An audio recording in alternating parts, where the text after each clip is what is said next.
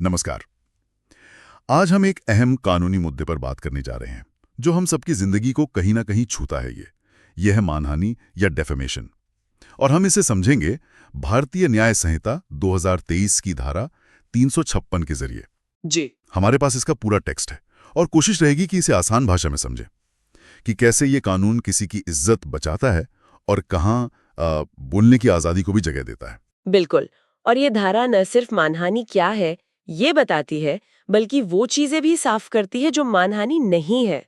मतलब वो दायरे जहां आप कुछ कह सकते हैं, भले ही वो किसी को अच्छा ना लगे, और वो कानूनी तौर पर मानहानि नहीं माना जाएगा। ये संतुलन बड़ा दिलचस्प है। हाँ, ये संतुलन ही अहम है। तो चलिए बिल्कुल शुरू से शुरू करते हैं। धारा 356(1) ये मानहानि को परिभाषित कैसे करती है?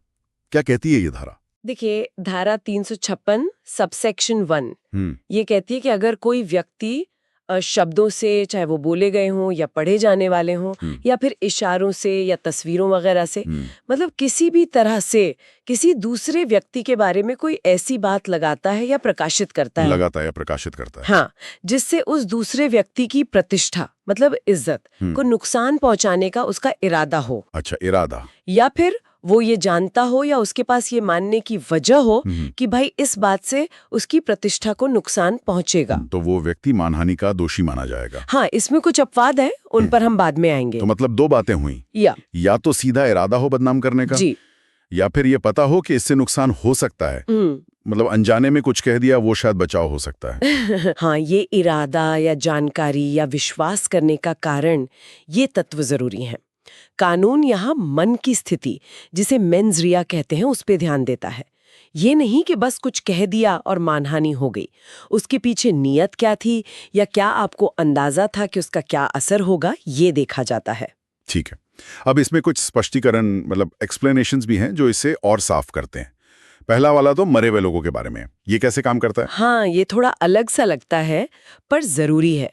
स्पष्टीकरण 1 कहता है कि किसी मृत व्यक्ति के बारे में भी कुछ ऐसा कहना मानहानि हो सकता है जो अगर वो व्यक्ति जिंदा होता तो उसकी प्रतिष्ठा को नुकसान पहुंचाता। अच्छा। लेकिन इसमें एक शर्त है। ऐसा कहने का मकसद उसके परिवार या करीबी रिश्तेदारों की भावनाओं को ठेस पहुंचाना होना चाहिए। अच्छा, तो ये सीधा मृत व्यक्ति की प्रतिष्ठा से ज्यादा उनके जीवित रिश्तेदारों की भावनाओं की सुरक्षा के लिए है। हाँ, एक तरह से आप कह सकते हैं। ये उस व्यक्ति की याद और उसके परिवार की भावनाओं दोनों का सम्मान करता है। और दूसरा स्पष्टीकरण, ये कंपनियों या समूहों के बारे में है। जी बिल्कुल। स्पष्टीकरण 2 ये साफ करता है कि मानहानि सिर्फ किसी एक व्यक्ति की नहीं, बल्कि किसी कंपनी या एसोसिएशन या लोगों के समूह की भी हो सकती है। सोचिए, किसी कंपनी की रेपुटेशन खराब करने से उसके बिजनेस और उससे जुड़े लोगों पर कितना असर पड़ सकता है, तो कानून उन्हें भी बचाता है। सही बात है। तीसरा वाला भी बड़ा दिलचस्प है, व्यंग्य या घुमा फिराकर कही गई बात, मतलब सार्काज़म भी माना नहीं हो सकता। हाँ, कानून इतना सीधा नहीं है कि सिर्फ लिखे हुए शब्दों को देखे। स्पष्टीकरण 3 कहता है कि अगर कोई बात ताने के तौर पर या इशारे में कही गई है, लेकिन सुनने वाला या पढ़ने वाला उसका मतलब अपमानजनक ही समझता है, तो वो भी मानहानि हो सकती है।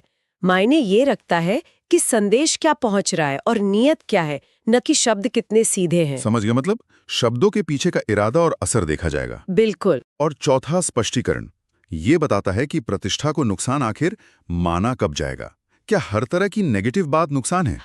नहीं, स्पष्टीकरण 4 इसे काफी विस्तार से बताता है।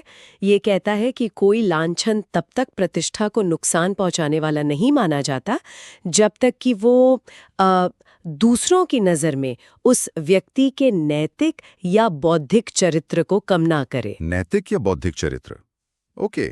या फिर उसकी जाति या उसके पेशे के संबंध में उसके चरित्र को कम करे, या उसकी साख, मतलब क्रेडिट को कम करे, या ऐसा विश्वास दिलाए कि उस व्यक्ति का शरीर मतलब घृणित अवस्था में है या ऐसी हालत में है जिसे आमतौर पर लोग अपमानजनक मानते हैं। अरे बाप रे, तो इसका दायरा तो काफी बड़ा है। मतलब मॉरल, इंटेलेक्चुअल, प्रोफेशनल, क्रेडिट, यहाँ तक कि फिजिकल स्टेट भी। जी हाँ, ये काफी व्यापक परिभाषा है प्रतिष्ठा को नुकसान की। अच्छा, इसे और बेहतर समझने के लिए कुछ उदाहरण, इलस्ट्रेशंस भी दिए ना।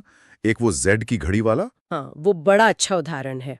ए कहता है, जेड ईमानदार है, उसने कभी बी की घड़ी नहीं चुराई। कहने को तो तारीफ लग रही है ना? हाँ बिल्कुल। पर अगर ये इस इरादे से कहा गया है कि लोग यही समझें कि जेड ने ही घड़े चुराई है, तो ये मानहानि है।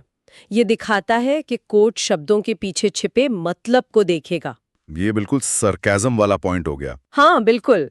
और भी उदाहरण है, जैसे कोई पूछे घड़ी किसने चुराई और आप सिर्फ जेड की तरफ उंगली उठा दें। बिना कुछ बोले। हाँ, बिना कुछ बोले।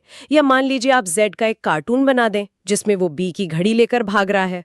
अच्छा। ये सब भी मानहानि हो सकते हैं, क्योंकि यहाँ शब्दों का इस्तेमाल नहीं हुआ, पर इशारा या दृश्य प्रस्तुति से प्रतिष्ठा को चोट पहुंचाई जा रही है। तो मतलब तरीका कोई भी हो, अगर इरादा या नतीजा प्रतिष्ठा को ठेस पहुंचाना है तो वो मानहानि के दायरे में आ सकता है। बिल्कुल, जब तक कि वो अपवादों में ना आए। हाँ, अब आते हैं उन अपवादों पर, एक्सेप्शंस पर। ये बहुत जरूरी है, खासकर फ्री स्पीच के लिहाज से। पहला अपवाद है सच बोलने के बारे में।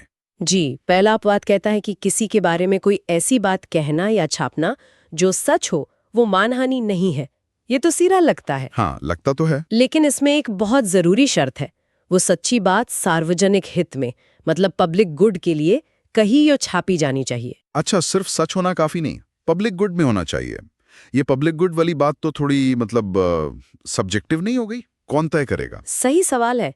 कानून कहता है कि कोई बात पब्लिक गुड में है या नहीं, ये हर केस में तथ्यों का सवाल है, मतलब ये कोर्ट तय करेगा।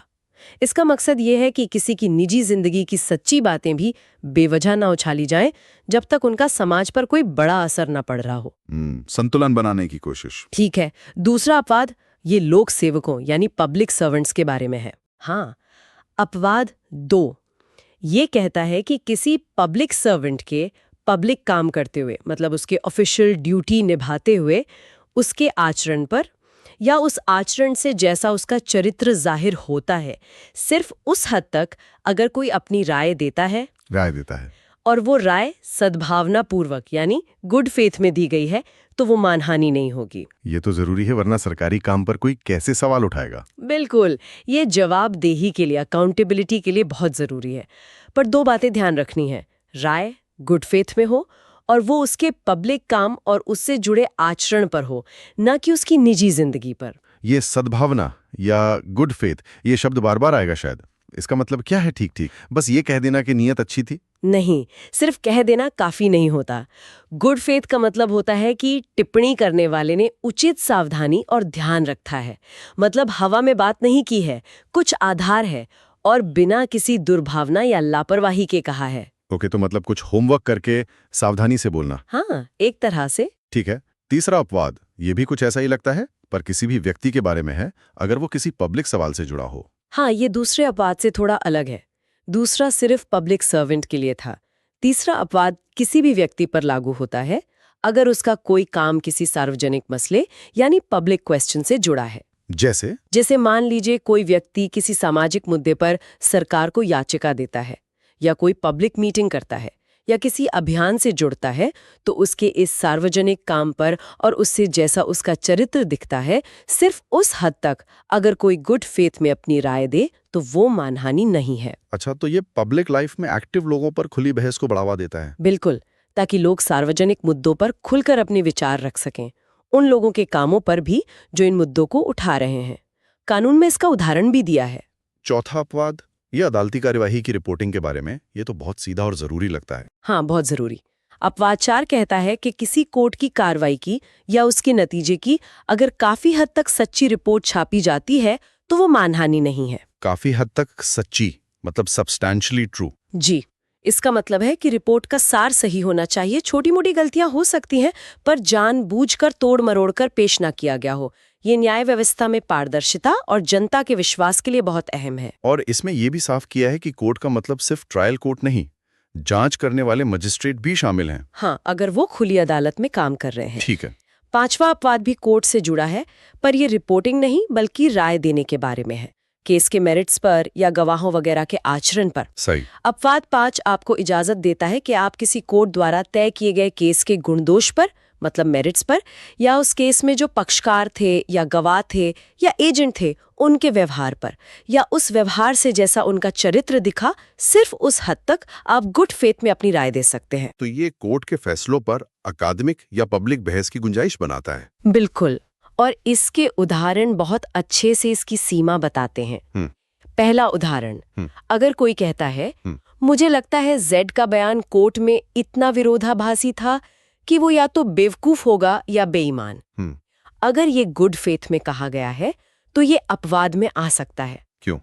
क्योंकि ये टिप्पणी जेड के गवाह के तौर पर कोर्ट में दिए बयान यानी उसके आचरण से निकले चरित्र पर है। अच्छा, उस स्पेसिफिक व्यवहार पर। हाँ, लेकिन दूसरा उदाहरण देखिए।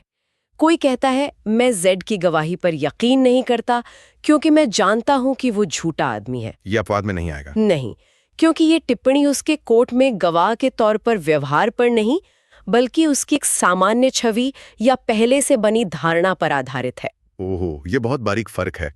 मतलब टिप्पणी का आधार वो स्पेसिफिक केस में उसका प्रदर्शन होना चाहिए, ना कि उसकी जनरल रेपुटेशन। बिल्कुल सही पकड़ा। अपवाद सिर्फ उस आचरण पर राय देने की छूट देता है जो केस के दौरान सामने आया। समझ गया? बहुत महत्वपूर्ण अंतर है ये। और अब आखिरी, छठा अपवाद, ये पब्लिक परफॉर्मेंस के बारे में है, जैसे किताबें, फिल्में, भाषण। जी हाँ, अपवाद 6 कलाकारों, लेखकों और परफॉर्मेंस के काम की आलोचना के अधिकार को बचाता है।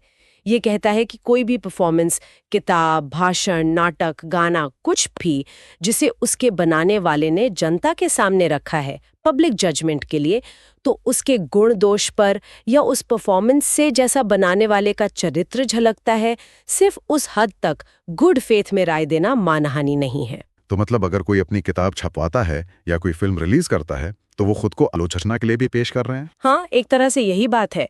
कानून मानता है कि जब आप अपना काम पब्लिक करते हैं तो पब्लिक को उस पर अपनी राय बनाने और जाहिर करने का हक है, बशर्ते वो गुड फेथ में हो। ये क्रिएटिविटी और एक हेल्दी क्रिटिकल कल्चर दोनों के लिए जरूरी है। तो हमने ये पूरी धारा 356 देखी, परिभाषा से लेकर उसके स्पष्टीकरण और फिर ये महत्वपूर्ण अपवाद। ये साफ है कि कानून सिर्फ शब्दों को नहीं देखता, इरादा, तरीका, असर सब कुछ मायने रखता है। हाँ, और साथ ही ये भी साफ है कि कानून ने सच बोलने, सार्वजनिक जीवन पर टिप्पणी करने, अदालती कार्यवाही पर रिपोर्ट करने और कला साहित्य की आलोचना करने के लिए भी जगह बनाई है। ये अपवाद उतने ही जरूरी हैं जितने की मानहानि की परिभाषा।